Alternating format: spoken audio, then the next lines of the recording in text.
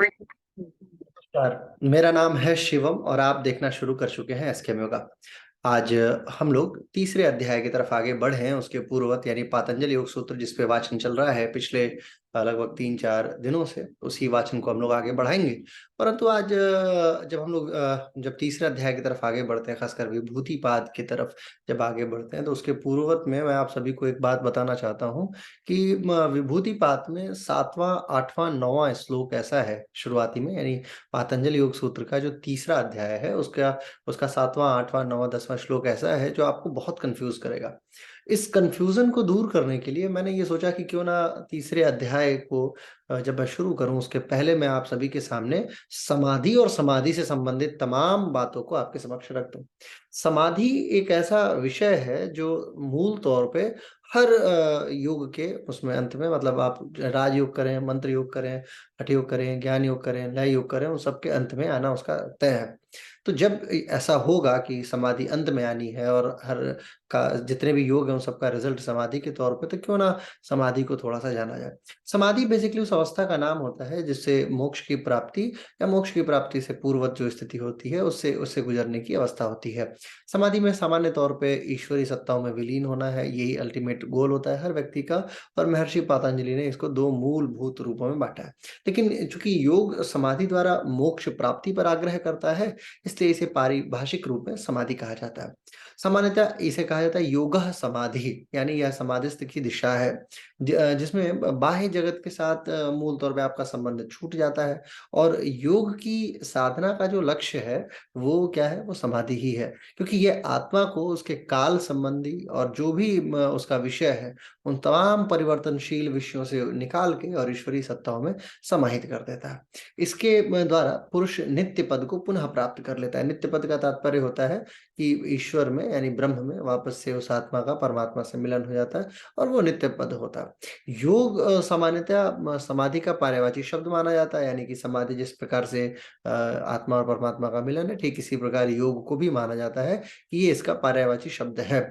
समस्त वृत्तियां जो है उनके निरोध हो जाने के उपरांत चित्त स्थिर अवस्था जो होती है, चित्त की जो स्थिर अवस्था होती है वो समाधि जैसी अवस्था होती है। जब उत्कृष्ट अवस्था में चित्त पहुंचता है तो वो समाधि जैसी अवस्था होती है। और ये अवस्था बहुत मायने रखती है। इसी अवस्था के आधार पे हम लोग तमाम विषयों को देते हैं। और ये सारी बातें जो चित्त की अवस्था है कहाँ पे आती है, ये सब पातंजलि योग सूत्र में कथित बात है।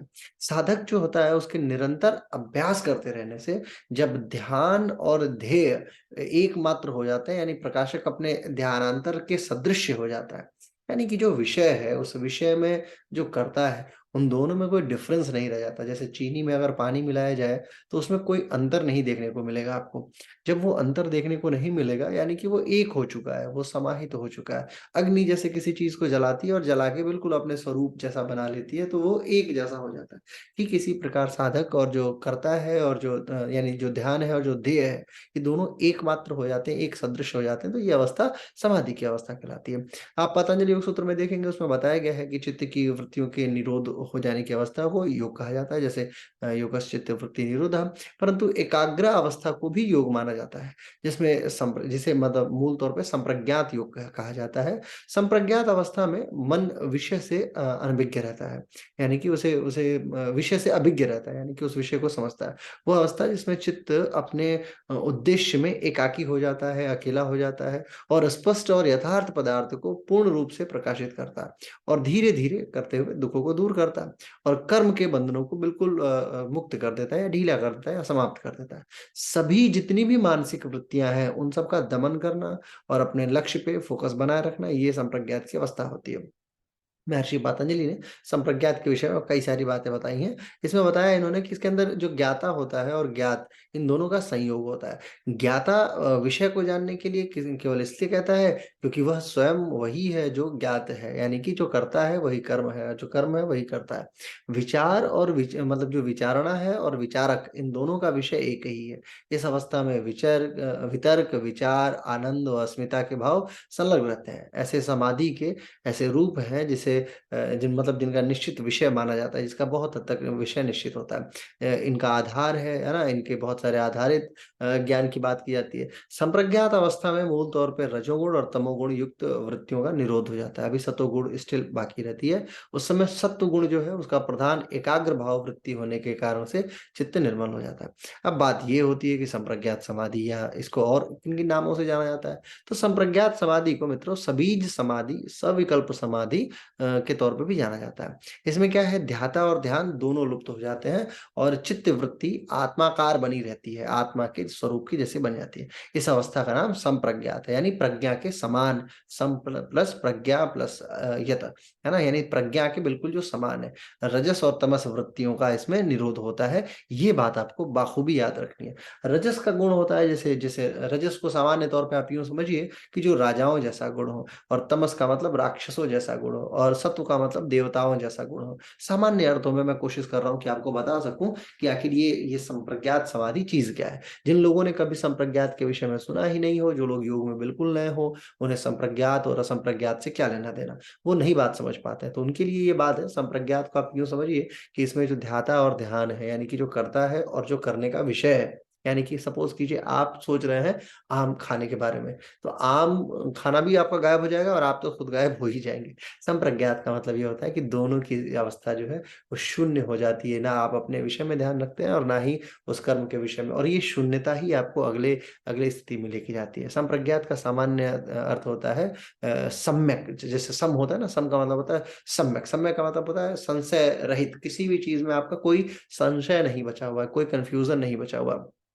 और प्रज्ञा का मतलब आप जानते हैं, प्रज्ञा यानी कि प्रकर्षण ज्ञात मायने साक्षात्कृत, है ना? ये संप्रज्ञात समाधि का एक बहुत बहुत शानदार वक्तव्य है कि जब भी प्रज्ञा जो होती है, वो आपकी बुद्धि की प्रबल अवस्था होती है। बुद्धि जो होती है, जिसको विज़डम बोला जाता है, नॉलेज बोला जाता है, बुद्धि से हो सकता है कि आप सकारात्मक कर्म करें, नकारात्मक कर्म करें, लेकिन जो प्रज्ञा होती है, वो बुद्धि की भी पराकाष्ठा होती है, बुद्धि के बाद की अवस्था होती है।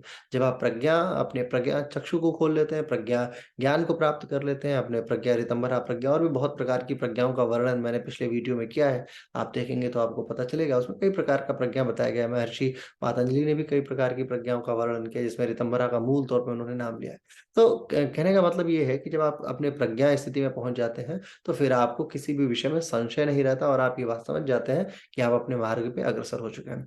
इसी एक एक पहले अध्याय के 46वें श्लोक में महर्षि पतंजलि ने कहा है, "त एव सबीज समाधि", यानी कि संप्रज्ञात समाधि वो है जो वितर्क, विचार, आनंद और अस्मिता के भाव से युक्त हो जाती है, यानी कि ये सबीज है, इसको सबीज के तौर पे भी जाना जाता है। अब इसका ये होता है ना, वितर्क, विचार, आनंद, ये आपने सुना होगा। वितर्क क्या मतलब होता है? वितर्कानुगत का क्या मतलब होता है? वितर्क, विचार और आनंद, है ना? वितर्क, विचार, आनंद और अस्मिता, अस्मितानुगत, ये 4 अवस्थाएँ बताई हैं महर्षि पतंजलि ने।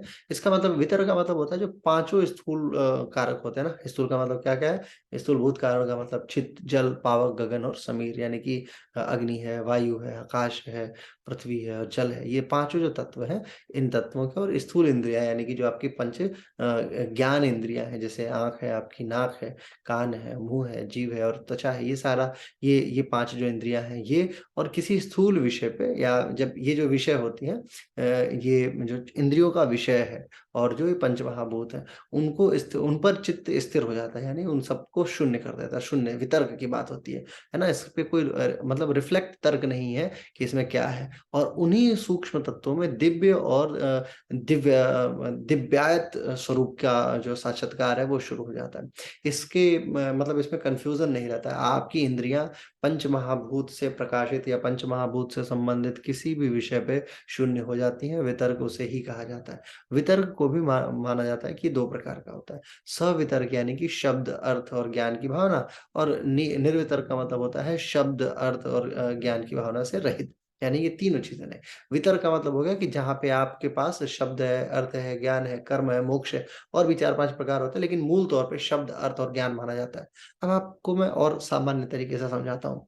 आप यूँ समझिए कि मान लीजिए आप समाधि के लिए आगे बढ़ रहे हैं। आपने अष्टांग योग को बाखूबी समझ लिया है। आपने बहिरंग साधन और अंतरंग साधन, जो महर्षि पतंजलि ने ऑलरेडी बता दिया है।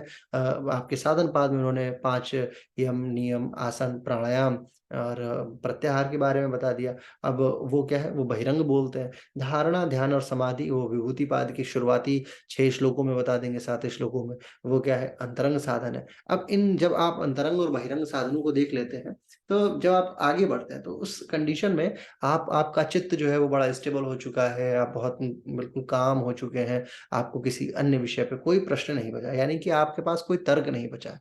अब आप जब पंच तत्वों के अधीन या पंच आपकी घ्राण जो इंद्रिया है उनके अधीन, ना तो आपको किसी शब्द का मतलब किसी शब्द पे कोई तर्क है, कोई कन्फ्यूजन है, ना ही उसके अर्थ पे और ना ही उसके ज्ञान हो जाने के उपरांत आपको कोई कन्फ्यूजन है। लेकिन निर्वितर्क का मतलब होता है ये भावनाएं ही समाप्त हो जाती हैं।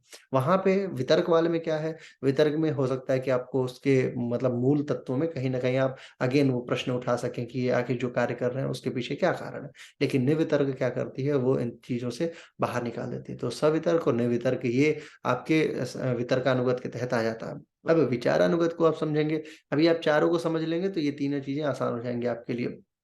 विचारानुगत क्या होता है? विचारानुगत में इसमें सूक्ष्म जो भूत होता है, सूक्ष्म कण जो होता है, जो सूक्ष्मता है किसी भी विषय की, उन उनका उनका साक्षात्कार किया जाता है। यानी अपने सूक्ष्म तन्मात्राओं का सूक्ष्म इंद्रियों के द्वारा साक्षात्कार किया जाता है। इसके भी मूल तौर पे 2 भेद माने जाते हैं, सविचार और निर्विचार। सविचार यानी कि जिसमें आपकी दिशा, किस दिशा में आप जा रहे हैं, किस समय जा रहे हैं, किस धर्म के तहत जा रहे हैं, धर्म का मतलब आपका आपका क्या धर्म है, कौन से किस क्रियाकलाप को आप करते हुए जा रहे हैं, है ना? तो वो धर्म है। और निर्विचार यानी कि जिसमें दिशा, काल और धर्म इन तीनों भावनाओं से आप रहित हो चुके होते हैं। तो अब देखिए यहाँ पे एक चीज़ बहुत समझने वाली है। आप संप्रज्ञात समाधि में भी अगर आप इसके ही 4 भेद देखते हैं, वितर्कानुगत समाधि, विचारानुगत हो गया, आनंदानुगत हो गया, अस्मितानुगत हो गया, तो इन सारे कंडीशंस को पार करना बड़ा ज़रूरी है। असंप्रज्ञात तक की स्थिति महर्षि पतंजलि इसी बात को कहेंगे इस 8वें और 9वें श्लोक में।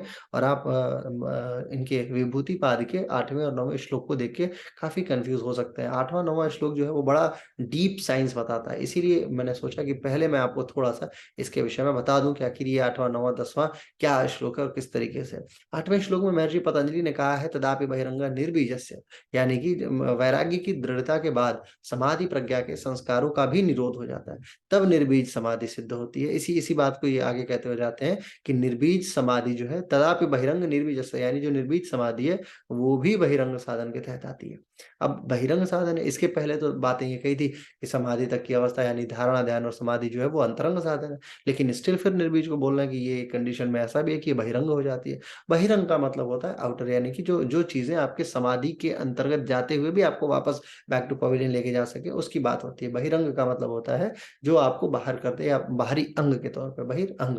अंतरंग का मतलब जो है आपके इंटरनल फीचर्स की बात होती है कि आपके अंदर क्या चल रहा है। और ये क्यों इसको बोल दिया है कि ये भी एक कंडीशन में बहिरंग हो जाती है, उसी विषय के कारण मैं आपको समाधि के विषय में बता रहा हूँ। तो वितर्कानुगत की जो बात होती है, चूंकि यहाँ पे शब्द, अर्थ और ज्ञान की भावना आ जाती है। विचारानुगत में दिशा, काल और धर्म की भावना आ जाती है। आनंदानुगत में अहंकार की भावना आ जाती है, यानी अहमास्मी की भावना आ जाती है, मेरे पास तो अब समाधि है। तो ये अवस्था होती है। अब इसी अगर आनंदानुगत आ गई, यानी आपको शब्द का ज्ञान हो गया, तो वितर्कानुगत हो गया। सवितर्क हो गई, सवितर्क में हो गया, तो इसका मतलब आप फिर वापस बैक टू पवेलियन हो जाएंगे। इसीलिए इसको बोला है कि बहिरंग साधन हो जाता है। स्टिल आप समाधि की कंडीशन में है, लेकिन आप पूर्ण समाधि यानी ईश्वरत्व में प्रवेश कर जाए, ये कंडीशन नहीं है। क्लियर है? अब बात ये समझिए आप कि ऐसा क्यों होता है और क्या वास्तविकता में इसका क्या मतलब, इसका रिजल्ट क्या है और कैसे इससे हम बाहर हो सकते हैं, वो आता है फिर असंप्रज्ञात, निर्बीज या निर्विकल्प की बात होती है, जहाँ पे सारी चीजें शून्य हो जाती हैं। आनंदानुगत यानी अहंकार की बात थी, आनंदानुगत के बाद अस्मितानुगत की बात होती है। अस्मिता का मतलब होता है जो अहंकार से भी सूक्ष्म होता है, और एक तरीके से मतलब मैं ही शेष हूँ, मेरे अलावा और कुछ शेष नहीं है।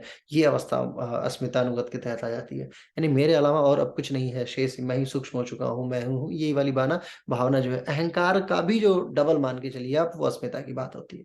तो सविचार यानी कि सवितर्क यानी कि आपकी जो संप्रज्ञात समाधि है, ये प्रज्ञा के समकक्ष तो है, बट स्टिल इसमें भी कई सारे भेदभाव देखने को आपको मिल सकते हैं। इसका भी जो निर्विकार वाला, निर्विचार वाला है ना, और निर्विचार के समाधि के तहत आता है, और जो आपके निर्वितर्क समाधि के तहत आता है उसका, और इन सबका वर्णन अगर देखा जाए करीब से, तो हम ये बात समझ पाते हैं कि आखिर आखिर ये क्यों इसको संप्रज्ञात यानी समाधि का भी एक हिस्सा क्यों बांट दिया गया। समाधि का मतलब तो समाधि होना चाहिए था कि हाँ, किसी कंडीशन में गए और फिर वहां से तो बस फ्लाई करते चले गए। जैसे 11.2 किलोमीटर पर सेकंड की रफ्तार से अगर कोई रॉकेट जमीन से निकलता है तो वो फिर पृथ्वी की कक्षा को छोड़ देगा।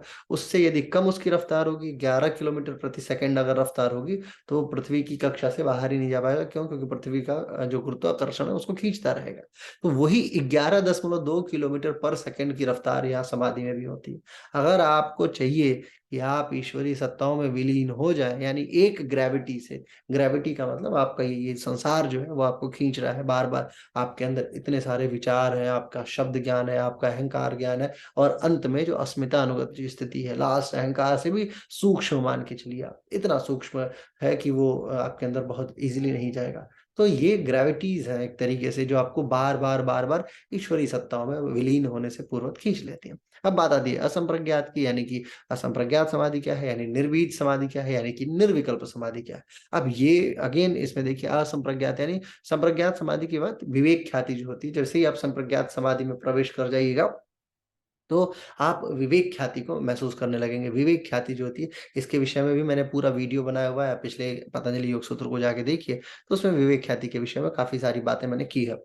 अब क्योंकि संप्रज्ञात समाधि के बाद विवेक ख्याति का उदय आता है, यानी प्रकृति और पुरुष को पृथक पृथक समझ लेना, ये विवेक ख्याति है। और इसी के बाद पर वैराग्य का उदय होता है। पर वैराग्य जो है जब उसका उदय हो जाता है तो धीरे धीरे विवेक ख्याति जो होती है वो समाप्त होनी शुरू हो जाती है, और फिर इसके बाद असंप्रज्ञात की सिद्धि होनी शुरू हो जाती है। असंप्रज्ञात समाधि में चित्त की कोई भी वृत्ति नहीं रहती है। अगेन वही है, योगश्चित्त वृत्ति निरोध जो है वो इसी अवस्था का वर्णन है। ये असंप्रज्ञात का ही वर्णन है, यानी योग चित्त की वृत्तियों का निरोध है। कब? संप्रज्ञात में नहीं, असंप्रज्ञात में है। इसे व्यास भाष में योग समाधि कहा जाता है। एकाग्र वृत्ति वाला ही इस समाधि की तरफ गति कर सकता है, यानी कि जो संप्रज्ञात को क्वालिफाई कर जाए, उसके पार पहुंच जाए, वो फिर इस अवस्था में जा सकता है। अब असंप्रज्ञात समाधि के आगे कैवल्य की स्थिति होती है, और कैवल्य के बाद व्यक्ति चिदानंद हो जाता है, सतचित आनंद हो जाता है, यानी कि शुद्ध रूप में स्थित हो जाता है। महर्षि पतंजलि ने प्रथम पाद के तीसरे श्लोक में भी कहा है, तदा दृष्टा स्वरूप अवस्थानम, वो भी असंप्रज्ञात को ही मार्क आउट करते हुए कहा है कि तब दृष्टा अपने स्वरूप में स्थित हो जाता है। कब? जब वो असंप्रज्ञात, यानी कि जब उसकी चित्त की तमाम वृत्तियां शून्य हो जाती हैं, और फिर धीरे धीरे वो परमात्मा में प्रवेश कर जाता है।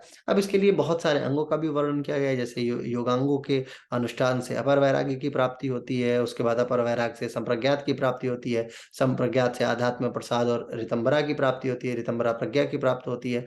उसके बाद संप्रज्ञात समाधि में उस और एक ऊंची अवस्था होती है, आध्यात्म प्रसाद ऋतंबरा प्रज्ञा के बाद विवेक ख्याति की प्राप्ति होती है। विवेक ख्याति में विवेक विरक्त हो जाने पे धर्ममेध समाधि प्राप्त होती है। धर्ममेध समाधि की जो समाधि है उसकी पराकाष्ठा के बाद पर वैराग्य की प्राप्ति होती है। पर वैराग्य की प्राप्ति के बाद ऋतंबरा प्रज्ञाजन्य संस्कारों का सामान्य नाश हो जाता है, और फिर समस्त संस्कारों के नाश होने के बाद जो समाधि मिलती है, दैट इज कॉल्ड निर्बीज समाधि। तो अगर आप इसको एक तरीके से मार्क आउट करना चाहें तो मैं फिर से बोल देता हूँ, आप इसको लिख लीजिए one by one, one by one. जैसे योग के तमाम जो अंग है, अंग का मतलब बहिरंग है या अंतरंग है, उससे लेना देना नहीं है, अंग अंग है। तो उनके अंगों के शुरुआत से अपर वैराग्य की प्राप्ति होनी शुरू हो जाती है, वैराग्य भाव जागृत होता है, और वैराग्य भाव से व्यक्ति अपने तमाम विषयों से करता हुआ चलता चला जाता है। फिर अपर वैराग्य से जो अपर वैराग्य यानी ऊपरी वैराग्य जो प्राप्त हुआ, अपर वैराग्य के बाद से फिर संप्रज्ञात समाधि की शुरुआत हो जाती है। संप्रज्ञात में भी वही वितर्क, विचार, आनंद, अस्मिता, ये तमाम चीजें आती हैं। उसके बाद फिर आध्यात्म प्रसाद की उपस्थिति प्राप्ति होती है। आध्यात्म प्रसाद यानी कि अपर स्पिरिचुअल लेवल, जहाँ पे आप स्पिरिचुअलिटी को बहुत प्री कॉन्शियस होकर समझ सकते हैं, देख सकते हैं कि हाँ ईश्वरी सत्ताएं क्या है, कैसे है। और उसके बाद ऋतंभरा प्रज्ञा की, यानी ऐसी प्रज्ञा, ऐसी बुद्धि जो ये बात समझ जाती है कि वास्तविकता में वो दुनिया आपकी नहीं है जिस दुनिया में आप रह रहे हैं। वास्तविकता ये है कि आपको ईश्वरी सत्ताओं में विलीन होना है, और ये ही इसी उद्देश्य के कारण से आपका जन्म हुआ है, ऋतंभरा प्रज्ञा। उसके बाद की कंडीशन होती है ऋतंभरा के बाद विवेक ख्याति की अवस्था।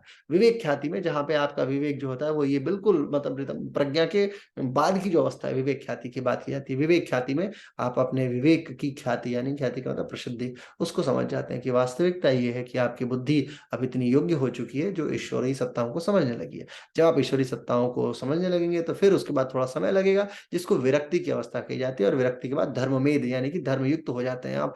धर्ममेध समाधि की अवस्था आती है। धर्ममेध के बाद परवैराग्य की प्राप्ति होती है। परा का मतलब अब वापस आने की अवस्था नहीं है। ये वही रफ्तार है जो आपको ग्रेविटी से बाहर ढकेल चुका है। परावैराग्य के बाद जो है ऋतंभरा जो भी प्रज्ञा है, उसका जितना भी संस्कार है वो सब समाप्त हो जाता है। संस्कार जब समाप्त हो गया, यानी पिछले जन्म का, इस जन्म का जितना भी कर्म था, उन सारे कर्मों का नाश, सारे संस्कारों का नाश, सारे वृत्तियों का नाश, सारा सब कुछ जो भी आपके मस्तिष्क में, सब शून्य। और उस शून्यता के बाद जो है फिर निर्भीत समाधि की प्राप्ति होती है। अब इससे संदर्भित बहुत सारे श्लोक जो है महर्षि पतंजलि ने बहुत सारे श्लोकों का वर्णन किया।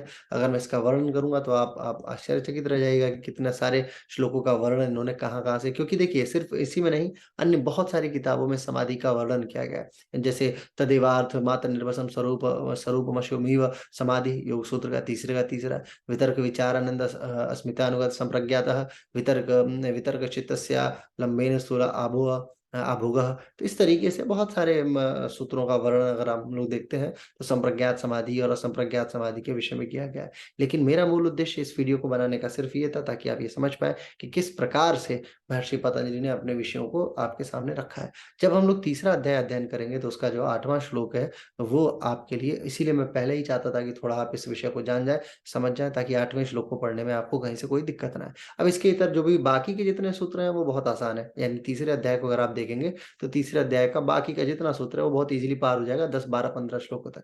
जैसे देशबंध चित्तस्य धारणा, धारणा की बात आती है कि क्या है, धारणा को कैसे बोलते हैं? तो धारणा जैसे धारणा, ध्यान और समाधि की बात करेंगे अब महर्षि पतंजलि विभूतिपाद में। इसके पहले क्या था? वो साधन पाद था। साधन के कारण से, जिन साधनों के द्वारा आप संप्रज्ञात के विषय में सोच भी सकते हैं, एटलीस्ट वहां तक पहुंचने की तो बात शुरू ही हो जाती है। तो उसे क्या बोलते हैं? उसे बहिरंग साधन बोलते हैं। अब अंतरंग साधनों की बात है। इसी कारण से ये योग की विभूतियां हैं। अगर आपसे कोई पूछे कि योग की विभूति क्या है, तो डेफिनेटली धारणा, ध्यान और समाधि, ये तीनों है। अब देशबंध चित्तस्य धारणा, इसका क्या मतलब हुआ? देशबंध का, देश का क्या मतलब हुआ? जो भी आपके शरीर में चक्र होते हैं ना, उनको देश बोला जाता है। जैसे नाभि देश है आपका, ये मान के चलिए गले का जो देश है। इसके अलावा आपका हृदय चक्र है ना? तो इस तरीके से नाभि चक्र हो गया, हृदय कमल हो गया, ये शरीर के अंदर के अलग-अलग देश माने जाते हैं। और इनमें कोई भी पदार्थ जो होता है वो बाहरी देश के तहत माना जाता है, इसके इतर। तो उसमें चित्त की वृत्ति को, यानी अंतरंग देश में देशबंध चित्तस्य धारणा, यानी आंतरिक शरीर में जब आपका चित्त स्थापित होना शुरू हो जाता है तो उसे धारणा बोलते हैं। बाहरी शुरुआती समय में योगी क्या करता है? धारणा की जब शुरुआत करता है तो वो बाहरी विषय वस्तुओं को समझता है सबसे पहले। बाहरी ध्यान को लगाना शुरू करता है। बाहरी विषयों में उसको अनुरक्ति की जाती है। जैसे भावना कीजिए कि आप गंगा के किनारे बैठे हुए हैं। तो ये क्या है? ये देश बंद नहीं, ये बाहरी बाहरी बंध है ना? यानी कि आप देश के बाहर, यानी अपने शरीर के बाहर आप अपनी धारणा बना रहे हैं।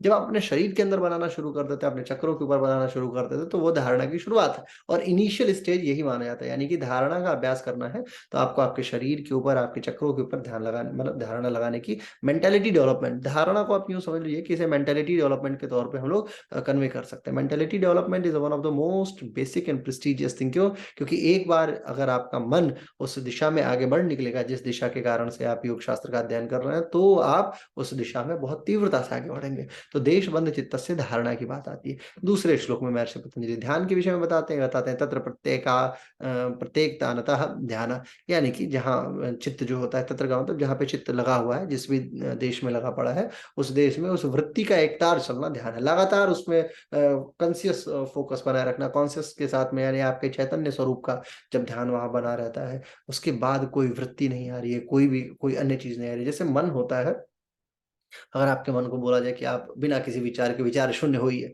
अब आप विचार शून्य ज़्यादा 2 सेकंड, 5 सेकंड, 7 सेकंड हो सकते हैं। इससे ज़्यादा आप विचार शून्य नहीं हो सकते हैं। क्यों? क्योंकि मन में लगातार संस्कार है, चित्त विक्षेप है, उसके अंतराय हैं, तमाम भूमियाँ हैं, वो सब लगातार इधर-उधर भागता रहेगा चित्त।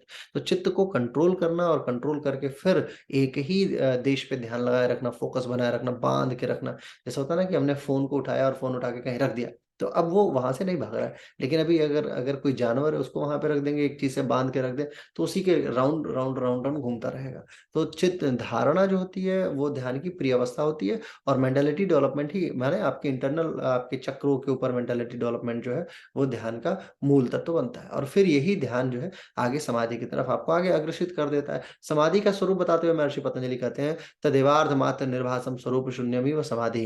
यानी कि ध्यान करते करते जब चित्त जो होता है वो धीरे धीरे ध्येय में परिणत हो जाता है। जो भी आपका देश है, यानी कि जो भी चक्र है, उसमें आप फोकस हो चुके हैं। आपके आपके अपने स्वरूप का भी अभाव होना शुरू हो जाता है। आप अपने ध्येय से और विभिन्न प्रकार की स्थितियों को भूल जाते हैं और बिल्कुल विचार शून्य हो जाते हैं, तो समाधि हो जाती है। और वही समाधि जिसका वर्णन मैंने अभी आपके सामने किया है। इसके पहले अन्य अन्योन्य प्रकार की समाधियां जो है, संप्रज्ञात संप्रज्ञात, उसमें भी कई प्रकार का सवीज निर्बीज का जो भी वर्णन है मैंने आपके सामने किया है। आगे चौथे श्लोक में बताते हैं महर्षि पतंजलि, त्रयमेकत्रम संयम संयम, यानी कि जब किसी एक विषय में तीनों का जब तीनों जब एकाकार हो जाते हैं, कौन तीनों? ध्यान, धारणा और समाधि। तीनों जब एक ही विषय में, पहले धारणा भी कहा था, वो चित्त उसी उसी देश में था। मानिए आपने हृदय कमल के ऊपर ध्यान लगाया, तो हृदय कमल के ऊपर आपने तो शुरुआत में धारणा की, फिर वही धारणा ध्यान में परिणत हुई, और वही ध्यान जो है वो समाधि में परिणत हो गया। इन तीनों को क्या बोलते हैं? संयम कहा जाता है। संयम का मतलब how to control your internal internal paraphrases, है ना, जो भी आपका पैराफेज है, जो भी आपकी स्थिति है, उस स्थिति को कैसे आप आंतरिक स्थिति को जब आप कंट्रोल कर ले जाते हैं और विचार शून्य हो जाते हैं, तो वो संयम की प्रबल अवस्था मानी जाती है। इसके बाद क्या बोलते हैं? तज्जायात प्रज्ञालोक है, यानी कि उसको जीत लेने से प्रज्ञालोक की प्राप्ति होती है, बुद्धि प्रकाशवान हो जाती है, और फिर धीरे धीरे मैंने संप्रज्ञात की तरफ आप बढ़ निकलते हैं। और कालांतर में आपको मैंने वो 8 स्टेप बताया ही, 8 स्टेप को फॉलो करते हुए आप असंप्रज्ञात यानी कि निर्बीज समाधि तक पहुंच जाते हैं, जहाँ के बाद आपको वही अध्यात्म प्रसाद, ऋतंभरा प्रज्ञा और विवेक ख्याति इत्यादि करते हुए आप धीरे धीरे आगे बढ़ते चले जाते हैं। अब संयम के प्रयोग की विधि का क्या वर्णन है? उसके लिए बताते हैं, तस्य भूमिषु विनियोगः, यानी कि संयम को तमाम भूमियों में, तमाम भूमि का मतलब जो भी आपका आपकी जो चित्त की भूमियाँ होती हैं उसमें प्रयोग करना चाहिए। क्षिप्त से विक्षिप्त, विक्षिप्त से एकाग्र, एकाग्र से मूढ़, मूढ़ से निरुद्ध, ऐसे धीरे-धीरे करते हुए आपको निरुद्धावस्था तक पहुँचना चाहिए। और यही वास्तविकता है। तमाम जो भूमियाँ होती हैं ना, संयम का विनियोग यानी उसका प्रयोग जब आप करना शुरू करेंगे, one by one, one by one, one by one, तो तमाम भूमियों में अलग तरीके से होता है। जब मूढ़ अवस्था में पहुँचेंगे, जब एकाग्र अवस्था में पहुँचेंगे, जब निरुद्ध अवस्था में पहुँचेंगे, तो इन तीनों कंडीशन में, इन तीनों मूढ़, एकाग्र और निरुद्ध में खास करके आप देखेंगे कि संयम जो है वो बहुत असंयमित हो रहा है। यानी कि आपका ध्यान जो है वो प्रताड़ित होगा, थोड़ा परेशान होगा, वो टूटेगा, फिर से वापस जुड़ेगा, फिर टूटेगा। लेकिन जब आप ध्यान को सिद्ध करिएगा, तो असंप्रज्ञात पहुँचने के समय, असंप्रज्ञात में भी कई सारे फेज होंगे, जहाँ पे विवेक ख्याति होगी, जहाँ पे आपको आपका चित्त प्रसादन जो है वो, उसकी स्थिति अध्यात्म प्रसादन में दिक्कत हो सकती है। हो सकता है कि आप ऋतंभरा प्रज्ञा के समय में परेशान हो जाइए, आपका संस्कार वहाँ पे तीव्र हो जाए। तो जब उस कंडीशन से आप लगातार युद्ध करते हुए निकलते हैं, तो फिर आप सवितर्क, निर्वितर्क होते हुए, सविचार, निर्विचार, अस्मिता और आनंद, इन सबको पार करते हुए धीरे-धीरे असंप्रज्ञात तक की अवस्था तक पहुँच जाते हैं। अब इन तीनों साधनों की विशेषता क्या है? उसके बताते हैं कि त्रयमंत्रंगः पूर्वेभ्यः, यानी कि पहले जो कहे हुए हैं उसकी अपेक्षा ये तीनों साधन अंतरंग होते हैं। कौन-कौन से? जैसा मैंने आपको बताया, बहिरंग साधन कौन से हैं? जो पहले कहे गए, यम, नियम, आसन, प्राणायाम, प्रत्याहार। और ये तीनों त्रयमंत्रंगः पूर्वेभ्यः, यानी कि पूर्व में जो कहा गया उसके अलावा ये तीनों अंतरंग माने जाते हैं। यानी अंतरंग मतलब इंटरनल बॉडी में। यम आपका हो सकता है बाहरी भी हो, है ना, आप बाहरी विषय से परेशान होते हो। आसन आपका शारीरिक क्रियाविधि है। प्राणायाम आपको अगेन बाहरी, यानी बाहर से इनपुट मिलेगा, उसी आधार पे आप प्राणायाम करेंगे। धारणा और ध्यान और समाधि। प्रत्याहार भी, यानी इंद्रियों का जो विषय है, वो भी बाहरी बहिरंग माना जाता है। अंतरंग में धारणा आप अब इंटरनल बॉडी पे मतलब इंटरनल चक्रों पे फोकस करना शुरू कर चुके हैं, जो बेसिकली फिजिकल नहीं है। ऐसी क्रिया जो फिजिकल नहीं है वो अंतरंग मान के चलिए, जो फिजिकल नहीं है वो पैराफिजिकल मान के चलिए, आप उसको मेटाफिजिकल कह लीजिए। जो जैसे चक्रों को आप देख नहीं सकते अपने खुली आंखों से, लेकिन प्राणायाम कर सकते हैं। प्राणायाम के लिए आप अपने हाथों का प्रयोग कर सकते हैं। धारणा कर रहे हैं या ध्यान कर रहे हैं या समाधि कर रहे हैं, इसमें आप ये क्लियर नहीं कर सकते कि जैसे मैं मान लिया आंखें बंद करके सीधा बैठ गया, तो आप ये क्लियर नहीं है कि मैं धारणा की अवस्था में हूँ, ध्यान की अवस्था में हूँ या समाधि की अवस्था में हूँ। ये तीनों अंतरंग के तहत आ जाता है।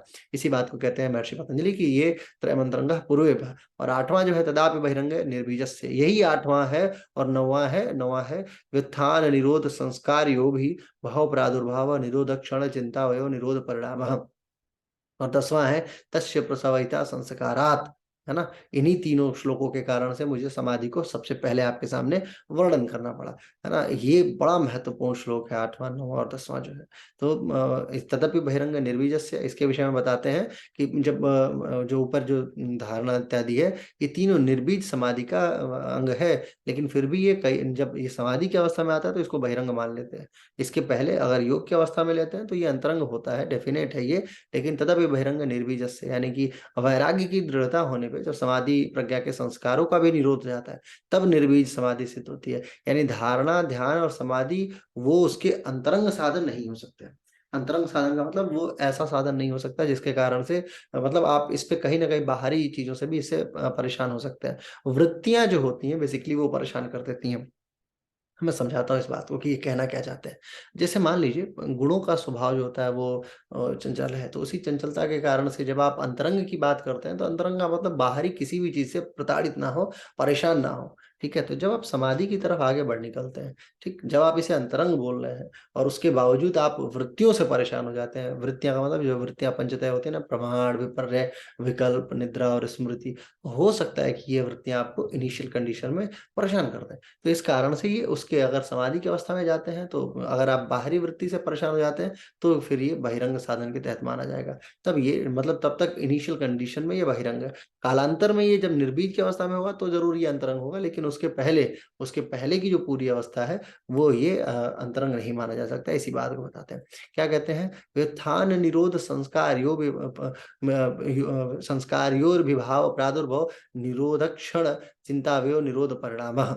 अब इसका मतलब क्या है कि निरोध समाधि जो होती है, निरोध का मतलब जहाँ पे आप काउंटर कर रहे हैं, योगस्चित्त वृत्ति निरोधा, यहाँ चित्त की वृत्तियों को निरोध कर रहे हैं और उसके उपरांत जो समाधि आपको प्राप्त हो रही है। निरोध से प्राप्त होने वाली समाधि कौन सी हो सकती है? वितर्क वाली हो जाएगी, संप्रज्ञात की अवस्था होती है। तो इसमें क्या है, वृत्तियों का धीरे-धीरे अभाव होना शुरू हो जाता है। लेकिन संस्कार समाप्त नहीं होता है। संस्कार जो है, वृत्तियाँ समाप्त हो जाती हैं, यानी कि जैसे गर्मी जैसे प्यास है, अब पानी फॉर एग्ज़ाम्पल मान लीजिए आपको प्यास लगी है बहुत ज़ोर की और आपको पानी दे दी जाती है। तो आप इनिशियल कंडीशन में आप पानी पी लेते हैं। आपकी प्यास जो है वो आपको आप थोड़ा-सा 1 ग्लास पानी है और आपने उस पानी को पी लिया, लेकिन आपको प्यास अभी और लगी है। लेकिन ज़िंदा रहने का जो गुण है, यानी कि पानी आपको प्यास फिर लगेगी, ये बात तो तय है। तो वैसे ही वृत्तियाँ होती हैं। वृत्तियाँ इनिशियल कंडीशन में समाप्त हो जाती हैं, लेकिन संस्कार जो है यानी उसको वापस प्राप्त करने का संस्कार अभी नाश नहीं होता है। उस काल में केवल संस्कार ही शेष बचा रहता है। और संस्कारों का ये बात पहले पाद में कहा गया है, पहले अध्याय के 18वें श्लोक को अगर आप देखेंगे वहाँ पे। यानी कि निरोध काल में जो होता है ना, चित्त और व्युत्थान, ये दोनों दोनों प्रकार के संस्कारों में व्याप्त रहता है। लगातार व्यक्ति कितनी भी कोशिश करे कि अपने अपने संस्कारों का नाश कर दे, संस्कारों का नाश कर पाना उसके लिए फिर मुश्किल हो जाता है। और यही मुश्किल की स्थिति यानी यही अवस्था जो होती है, वो व्यक्ति को प्रताड़ित करती है। और इसी बात पे महर्षि पतंजलि कहते हैं कि चित्त निरोध की अवस्था के समय में चित्त व्युत्थान और निरोध, इन दोनों में ही संस्कारों का संयुक्त होता है, यानी संस्कार लगा रहता है। चित्त जब निरोध हो रहा है उस समय भी, और चित्त चित्त जब जो है चित्त हो रहा है, चित्त का मतलब होता है अच्युतम केशवम, आपने सुना होगा गाना, यानी कि जो शून्य की तरफ शून्याकार की तरफ होता बढ़ता चला जा रहा है, वहां पे भी संस्कार स्टेबल रहता है। इसे ही चित्त के निरोध का परिणाम कहा गया है। जब आप चित्त निरोध करने में जाएंगे, जब आप चित्त की वृत्तियों को समाप्त करने जाइएगा, तो ये डेफिनेट है कि आपके चित्त का निरोध तो होना मतलब वो तो होगा ही होगा, लेकिन संस्कारों का निरोध ना होके वो एक नए चित्त जो है वो व्युत्थान की अवस्था में यानी कि ऊपर की तरफ बढ़ना शुरू हो जाता है। तो उस कंडीशन को ये माना जाता है। व्युत्थान का मतलब क्या है? इमर्जेंस। इमर्जेंस का मतलब जो अपग्रेड करे, ऊपर की तरफ जाए। तो यहाँ पे जब संस्कार आता है, तो संस्कार डेफ़िनेट है वो आपके चित्त को ऊपर की तरफ अग्रेषित कर देगा। अब निरोध समाधि की अपेक्षा संप्रज्ञात समाधि जो होती है, वो व्युत्थान की अवस्था ही है। ठीक है? तो अब यहाँ पे एक बात ये समझने की है, व्युत्थान धर्म में निरोध धर्म में परिणत होना, ये क्या निरोध परिणाम होता है? व्युत्थान धर्म से क्या मतलब इमर्जेंस, ऊपर की तरफ जाने के बजाय, किसी संस्कार के ऊपर बढ़ने के बजाय जब वो निरोध हो जाए यानी संस्कार भी समाप्त होने लग जाए, तो ये अवस्था समाधि के तहत मानी जा सकती है। अब कन्फ्यूज़न यहाँ पे एक बात का है, बहुत मैं आपको क्लियर एक बात समझाना चाहता हूँ। जैसे मान लीजिए कि आप चित्त का निरोध कर रहे हैं। अब चित्त का जब आप निरोध कर रहे हैं, उस निरोध करने की अवस्था में आप अपने कॉन्शियस माइंड से तमाम चीज़ों को बाहर निकाल रहे हैं, तमाम चीज़ें बाहर हो भी गई हैं, प्रमाण, विपर्य, विकल्प, निद्रा, स्मृति, ये सब बाहर हो चुका है। लेकिन उसी कंडीशन में एक और चीज़ होती है कि उसका संस्कार यानी कि उससे संबंधित विषय वस्तु दूर नहीं हो रही है।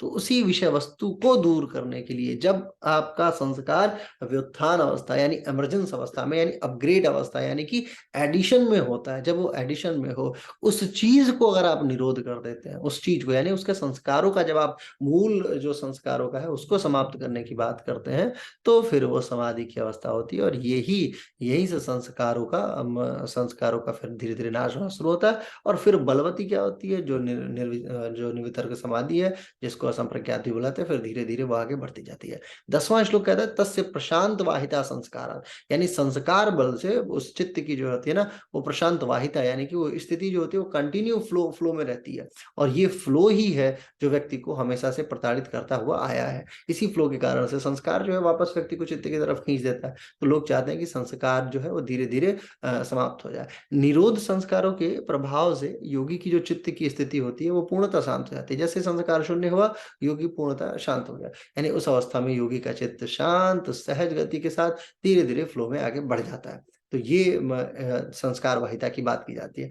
11वां श्लोक जो है सर्वार्थ एकाग्रतयो क्षयोदयो चित्तस्य समाधि परिणामः समाधि के परिणाम की बात महर्षि पतंजलि कहते हैं कि जब आप समाधि की अवस्था के लिए आगे बढ़ते हैं, जहाँ पे संस्कार धीरे-धीरे आप विनाश कर रहे हैं, तो वहाँ पे चित्त की ओर जब आप अतिरिक्त जो 3 भूमियाँ होती हैं, क्षिप्त, मूढ़ और विक्षिप्त, उसका नाश हो जाता है और एकाग्र भूमि में आप धीरे-धीरे निरंतर बढ़ते हुए होते हैं और फिर निरुद्ध अवस्था का वहाँ पे उदय हो जाता है।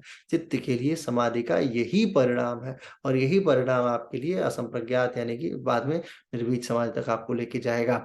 आगे इसका 12वां श्लोक है तथा पुनः शांतोदितो तुल्य प्रत्ययो चित्तस्य एकाग्र परिणतः यानी कि चित्त समाधि के परिणाम के उपरांत एक वस्तु का ध्येय विषय यानी कि जो पूर्व ज्ञान है, जो पहले का संस्कार है, वो सब शांत होकर उसी समान ज्ञान के जो सामान्य जनरल जिस विषय में आपका जिस देश में यानी कि जिस चक्र पे जिस जिस चीज़ पे आप फ़ोकस किए हुए हैं, उसी पे चित्त एकाग्र हो जाता है। इसमें ध्येय का ज्ञान के बीच संबंध जो है, वो खंडित होने के बाद भी अखंडित हो जाता है। यानी कि आप फ़ोकस बनाए हुए हैं किसी चीज़ पे, हवा में मान लीजिए मैंने किसी चीज़ को रख दिया और ये इस तरीके से लटका पड़ा है कि मैंने नीचे से इसका पूरा बेस ही हटा दिया, लेकिन ये फिर भी लटका पड़ा हुआ है। उसकी बात करें कि चित्त से तमाम चीज़ें, संस्कार तक समाप्त हो जाता है, बावजूद उसके ध्येय में जो उसका मूल उद्देश्य है, उस गुण में वो एकाग्रचित्त बना रहता है। समाधिपाद ये जो विभूतिपाद होता है, सामान्य तौर पे ये बड़ा कठिन माना जाता है।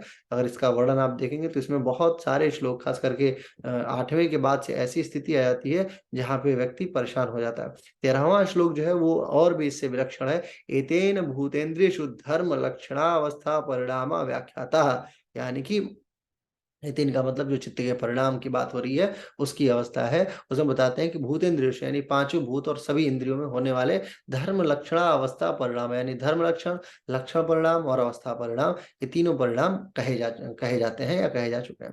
अब इसका वर्णन मैं आपको अगले अगले वीडियो में करूँगा क्योंकि ये वीडियो हो जाएगी बहुत लंबी, फिर आपके लिए मोनोटोनस हो जाएगा, सारी चीज़ें भूल जाएँगे। क्योंकि ये 13वां श्लोक जो है, ये बहुत अगेन धर्म परिणाम की ही इतनी लंबी व्याख्या हो सकती है, लक्ष्य परिणाम की भी बहुत व्याख्या होती है। चौथा अध्याय अब धीरे-धीरे इसमें इन्वॉल्व हो जाएगा लक्ष्य जो लक्षण परिणाम होता है। अवस्था परिणाम की भी बात होती है। तो ये 13वां, 14वां, 15वां श्लोक ये बहुत लंबा और बहुत व्यापक माना जाता है।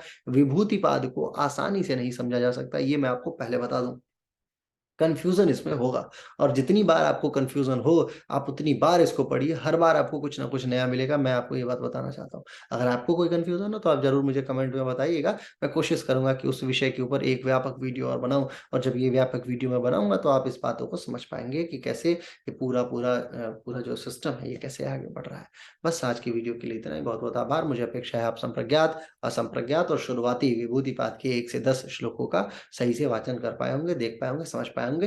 कोशिश कीजिएगा कि जब भी आप ये बातें सुनें, जब आप ये वीडियो सुनें या ऑडियो बुक सुनें, तो आप पतंजलि का योग सूत्र खोल के रखें और उन्हें उन्हें एक बार अपने नज़रों से गुज़ारते रहिए, देखते रहिए, समझते रहिए।